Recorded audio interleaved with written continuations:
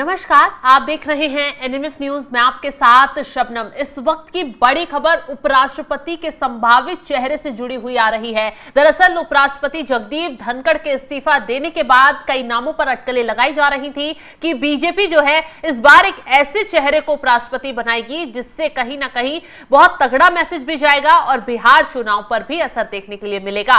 और वो खेल अब शुरू हो गया है। जेपी नड्डा ने कल शाम जाकर एक ऐसे नेता से मुलाकात की है जिसने सियासी पारा हाई कर दिया है। अब आपको ग्राफिक्स दिखाते हैं, वो नाम और वो चेहरा भी आपको बताते हैं। दरअसल जगदीप धनखड़ के इस्तीफे के बाद से उपराष्ट्रपति बनने की लिस्ट में एक और चौंकाने वाला नाम जुड़ गया है। कहा जा रहा है कि केंद्रीय राज्य मंत्री और जेडीयू सांसद रामनाथ ठाकुर जो हैं वो बीजेपी के राष्ट्रीय अध्यक्ष जेपी नड्डा ने उनसे जाकर मुलाकात की है और उनके नाम पर अटकलें लगाई जाने लगी हैं। अटकलें लगाई जा रही हैं कि जेडीयू सांसद रामनाथ ठाकुर उपराष्ट्रपति की रेस में शामिल हो रहे हैं। रामनाथ ठाकुर बिहार के पूर्व मुख्यमंत्री कर्पूरी ठाकुर के बेटे हैं और इस समय मोदी सरकार में कृषि किसान कल्याण राज्य मंत्री भी हैं। रामनाथ ठाकुर लालू यादव की पहली कैबिनेट का भी हिस्सा रह चुके हैं। अब रामनाथ ठाकुर के नाम पर चर्चा चल रही है। 2005 से 2010 तक नीतीश सरकार में कैबिनेट मंत्री भी रह चुके हैं। अनुभव अच्छा खासा है। उनके पिता कर्पूरी ठाकुर को कुछ समय पहले ही भारत रत्न से सम्मानित किया गया था। मोदी सरकार की तरफ से उनके नाम पर दांव खेला गया था। जगदीप धनखड़ के इस्तीफे के बाद से जेपी नड्डा ने अब उनसे मुलाकात की है, तो यहां पर कयासों का बाजार गर्म हो गया है। अटकलें लगने लग गई हैं कि वे भी उपराष्ट्रपति की रेस में शामिल हो गए हैं। रामनाथ ठाकुर, बता दें कि आपको, बिहार के पूर्व मुख्यमंत्री कर्पूरी ठाकुर के बेटे हैं और इस समय जेडीयू के कोटे से मोदी सरकार में कृषि कल्याण मंत्री भी हैं। अब कौन है रामनाथ ठाकुर और रेस में क्यों हुए हैं शामिल, पहले विस्तार से आपको ये पूरा मामला बता देते हैं। रामनाथ ठाकुर बिहार से आने वाले बड़े चेहरे हैं और वे राज्य के पूर्व सीएम कर्पूरी ठाकुर के बड़े बेटे भी हैं। वे लालू यादव की पहली कैबिनेट का हिस्सा रह चुके हैं। तब गन्ना मंत्री उनको बनाया गया था। फिर साल 2005 से 10 तक नीतीश सरकार में वो कैबिनेट मंत्री रहे। उनके पिता कर्पूरी ठाकुर को कुछ समय पहले ही भारत रत्न से सम्मानित किया गया, जिस पर विपक्ष ने जमकर राजनीति भी की थी और ये आरोप लगाया था कि कर्पूरी ठाकुर एक दलित नेता थे, पिछड़े समाज के नेता थे, इसलिए उन्हें बुनाने के लिए, वोट बैंक जमाने के लिए बीजेपी ने ये कार्ड खेला है। रामनाथ ठाकुर के उपराष्ट्रपति की रेस में शामिल होने की कई वजह बताई जा रही हैं। दरअसल इसी साल के आखिर में बिहार विधानसभा चुनाव होने वाले हैं और ऐसे में यदि एनडीए सरकार वहीं से आने वाले किसी नेता को उपराष्ट्रपति बनाती है तो चुनाव में पहला बड़ा मैसेज जाएगा और उसका फायदा मौजूदा सरकार को राज्य में मिल सकता है और बीजेपी को हो सकता है इसका और ज्यादा बड़ा फायदा मिल जाए। वहीं रामनाथ ठाकुर को उपराष्ट्रपति बनाकर बीजेपी बिना किसी दिक्कत के 5 सालों तक केंद्र में सरकार चला सकती है। बीजेपी को इस समय अकेले दम पर लोकसभा में बहुमत नहीं है और जेडीयू और टीडीपी की मदद से सरकार चल रही है। इसी वजह से उपराष्ट्रपति का पद जेडीयू कोटे से किसी नेता को दिया जा सकता है।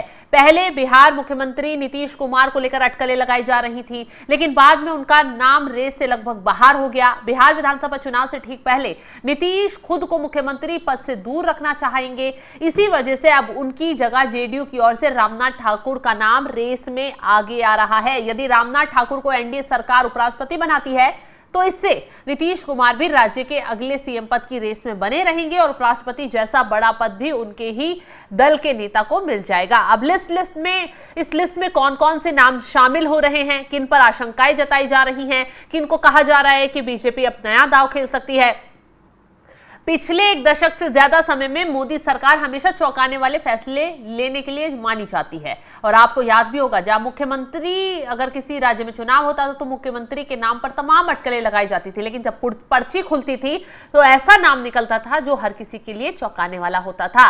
उसकी अगली रणनीति और फैसले के बारे में बहुत ही कम लोग जानते होंगे। पहले पता चलना बहुत मुश्किल हो जाता था। इसी तरह इस बार भी उपराष्ट्रपति पद के लिए कई नामों की अटकलें भले ही लग रही नहीं है, लेकिन कौन बनेगा इसका पता तो अभी नहीं चल पा रहा है। और जिस तरीके से जेपी नड्डा ने अचानक जाकर मुलाकात रामनाथ ठाकुर से की है, अब कयास कई और लगाए जाने लगे हैं। जब बीजेपी खुद इसका ऐलान करेगी, हालांकि अभी तक बीजेपी की तरफ से ऐसा कोई ऐलान नहीं किया गया है।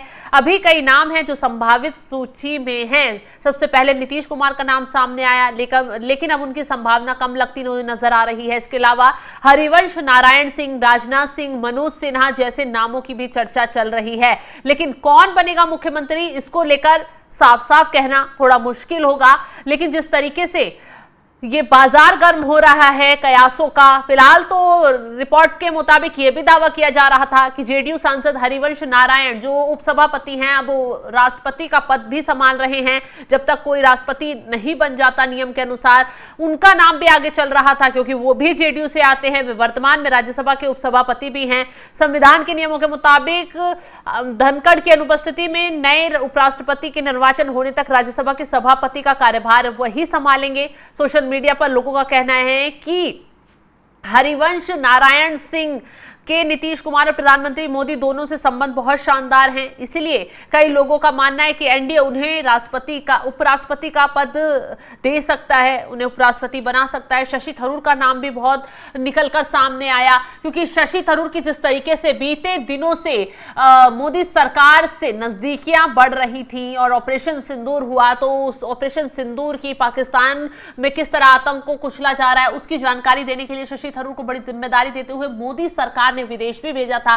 कांग्रेस को तकलीफ हुई, शशि थरूर के खिलाफ कांग्रेसियों ने बयान भी जारी किया। हालांकि शशि थरूर ने कांग्रेसियों को ही करारा जवाब देते हुए चुप उन्हें कर दिया। अब ऐसे में कयास शशि थरूर के नाम पर भी लगाए जा रहे हैं। हालांकि शशि थरूर उपराष्ट्रपति बनते हैं या नहीं बनते हैं, बीजेपी उनको लेकर कदम उठाती है या नहीं उठाती है, ये देखने वाली बात होगी। लेकिन इसी के साथ एक और नाम बिहार से ही उपराष्ट्रपति की रेस में जुड़ता नजर आ रहा है, वो है आरिफ मोहम्मद खान, बिहार के राज्यपाल।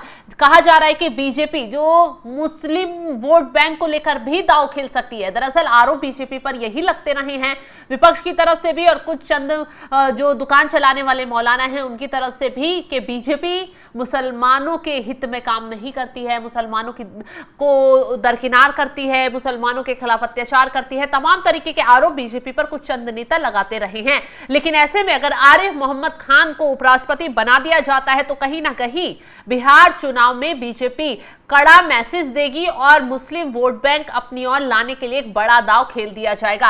हालांकि अब देखना यह होगा कि एक तरफ रामनाथ ठाकुर से मुलाकात जेपी नड्डा की होती है, तो दूसरी तरफ कई नाम चर्चाओं में आ जाते हैं जो सबसे ज्यादा चौंकाने वाले होते हैं, जैसे कि शशि थरूर का नाम हो गया और यहां पर आरिफ मोहम्मद खान का नाम हो गया, या फिर हरिवंश नारायण सिंह का नाम हो गया, नीतीश कुमार का नाम हो गया। कई ऐसे नाम हैं जो चर्चाओं में आगे तो चल रहे हैं, लेकिन अब बीजेपी किसके नाम की पर्ची खोलती है, किसे उपराष्ट्रपति बनाती है और क्यों बनाती है, उसके पीछे की रणनीति क्या होगी, क्या बिहार चुनाव को साधा जाएगा या फिर खेल कुछ और होगा। फिलहाल आपको क्या लगता है, कौन मुख्य उपराष्ट्रपति बनाया जा सकता है? रेस में जितने नाम चल रहे हैं, आप किसे चाहते हैं उपराष्ट्रपति बनाया जाए? कमेंट बॉक्स में अपनी राय जरूर बताइएगा और तमाम खबरों की अपडेट के लिए आप हमारे साथ जुड़े रहें। नमस्कार।